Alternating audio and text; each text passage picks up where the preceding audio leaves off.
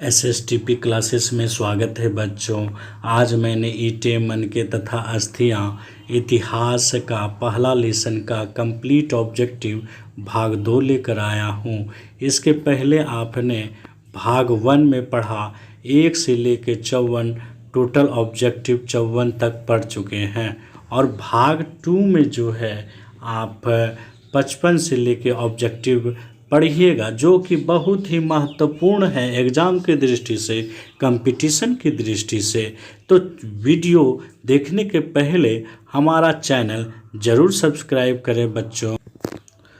तो 55वां जो है प्रश्न है आपका, भगवान शिव का रुद्र नाम किस वेद में मिलता है?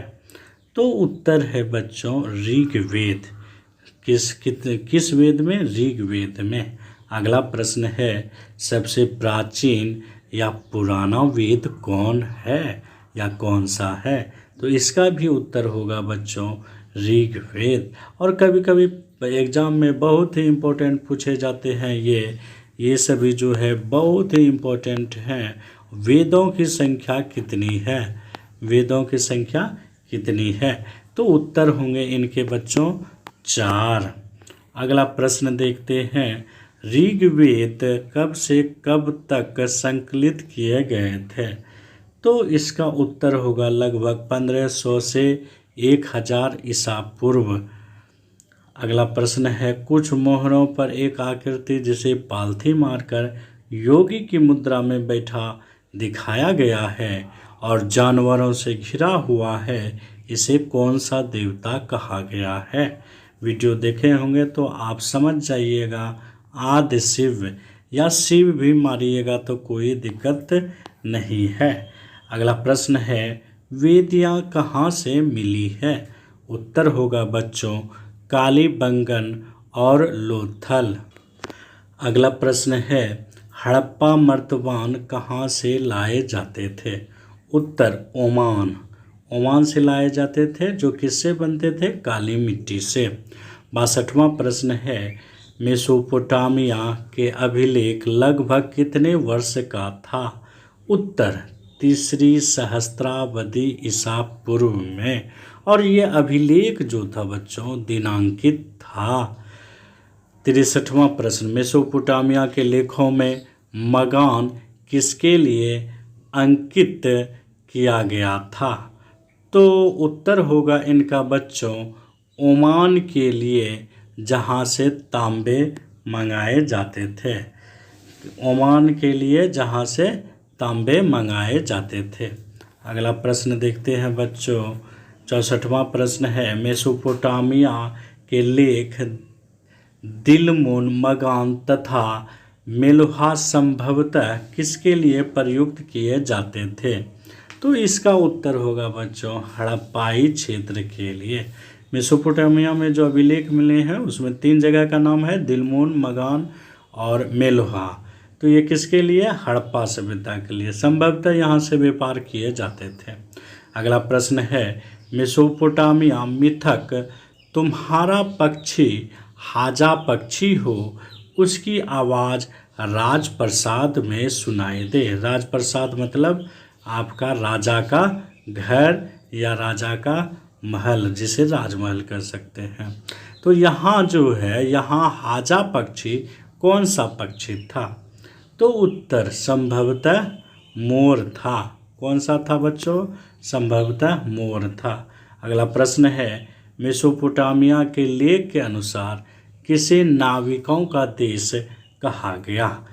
किसे नाविकों का देश कहा गया? तो इसका उत्तर होगा बच्चों मेलुहा। क्या होगा? मेलुहा। तो अगला देखते हैं बच्चों आगे का ऑब्जेक्टिव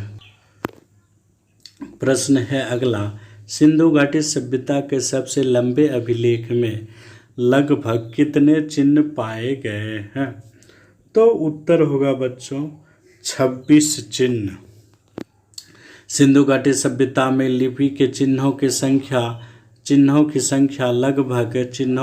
संख्या लगभग कितनी थी? तो इनका उत्तर होगा बच्चों 375 से 400 के बीच, लगभग 375 से 400 के बीच। अगला प्रश्न है 69वां प्रश्न है, सिंधु घाटी की सभ्यता की लिपि कैसी थी? उत्तर, भाव चित्रात्मक, जो दाईं से बाईं ओर लिखी जाती थी और बाईं से दाईं ओर लिखे जाते थे। मतलब हम सभी जो लिखते हैं वो बाएं से दाएं, लेकिन वहाँ कहाँ से लिखे जाते थे? हम सब लिखते हैं आपका बायां से दायां, वो सब इधर से लिखते थे, दायां से बायां, फिर बायां से दायां। तो इस प्रकार भाव चित्रात्मक थी। अगला प्रश्न है बच्चों, हड़प्पा सभ्यता के बांटों के निचले मानदंड किस पद्धति पर आधारित थे? बहुत ही इम्पोर्टेंट क्वेश्चन है, किस पद्धति पर आधारित थे? तो उत्तर होगा द्विआधारी, जिसे बाइनरी सिस्टम भी कह सकते हैं। अर्थात 1 2 4 8 दुगुना है आपका, 2 दूनी 4, 4 दूनी 8, 8 दूनी 16, 16 दूनी 32, और इस प्रकार कहाँ तक? 12,800 तक। बहुत ही विकसित सभ्यता थी। 71वां प्रश्न है, सिंधु घाटी सभ्यता के बांटों के ऊपरी मानदंड किस प्रणाली का अनुसरण करते थे? ये था आपका निचला मानदंड, ऊपरी मानदंड। तो इसका उत्तर होगा बच्चों दशमलव प्रणाली का। अभी आप NCERT 12वीं क्लास का ऑब्जेक्टिव देख रहे हैं, इतिहास। बाट किससे बनता था? उत्तर, चट नामक पत्थर से। किससे बनता था बच्चों? चट नामक पत्थर से। अगला प्रश्न है बच्चों, चोलिस्तान जैसे क्षेत्रों में अधिकांश विकसित हड़प्पा स्थलों को कब तक में त्याग दिया गया था? उत्तर होगा 1800 ईसा पूर्व। अगला प्रश्न है बच्चों 74वां प्रश्न, उत्तर हड़प्पा के क्षेत्र कितने ईस्वी के बाद भी अस्तित्व में रहे? उत्तर हड़प्पा मतलब हड़प्पा के बाद का काल को उत्तर हड़प्पा कहते हैं। तो इसका उत्तर होगा 1900 ईसा पूर्व। अगला प्रश्न है बच्चों, सिंधु घाटी सभ्यता या हड़प्पा सभ्यता के पतन का सबसे महत्वपूर्ण कारण क्या था? बहुत ही इम्पोर्टेंट क्वेश्चन है कि सिंधु घाटी सभ्यता के महत्वपूर्ण पतन का सबसे महत्वपूर्ण कारक क्या था या कारण क्या था? तो इसका उत्तर मारिएगा बच्चों, अत्यधिक बाढ़ आना। वैसे तो बहुत सारे कारण थे, लेकिन उसमें सबसे ज़्यादा प्रभावी कारक कौन सा था? अत्यधिक बाढ़ आना। अगला प्रश्न है बच्चों 76वां प्रश्न है, Mohenjodaro and the Indus civilization, जो कि 1931 में लिखा गया था, पुस्तक के लेखक कौन थे? तो इसका उत्तर होगा बच्चों जॉन मार्शल। कौन होगा? John Marshall. 77वां प्रश्न है, ऋग्वेद में पूर शब्द का उल्लेख है, इसका क्या अर्थ है? पूर का अर्थ क्या है? तो इसका उत्तर है बच्चों प्राचीर, किला या गढ़। पूर का क्या अर्थ है? प्राचीर, किला या गढ़। युद्धों के देवता कौन थे? युद्धों के देवता कौन थे? बहुत ही इम्पोर्टेंट क्वेश्चन। तो इसका उत्तर होगा बच्चों इंद्र, जिसे कि पुरंदर अर्थात विध्वंसक भी कहा जाता था। अगला प्रश्न है, एंशिएंट इंडिया के लेखक कौन हैं? तो इसका उत्तर होगा बच्चों R.E.M. व्हीलर। R.E.M. व्हीलर। अगला प्रश्न है, the mythical massacre at Mohenjodaro के लेखक कौन हैं? तो इसका उत्तर होगा बच्चों G.F. डेल्स। क्या होगा बच्चों? G.F. डेल्स।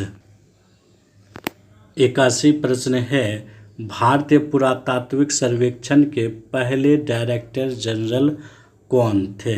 तो इसका उत्तर होगा बच्चों अलेक्जेंडर कनिंघम। क्या होगा बच्चों? कनिंघम। किसने कनिंघम को एक हड़प्पाई मोहर प्रदान किए? तो एक अंग्रेज ने दिए थे उत्खनन के दौरान।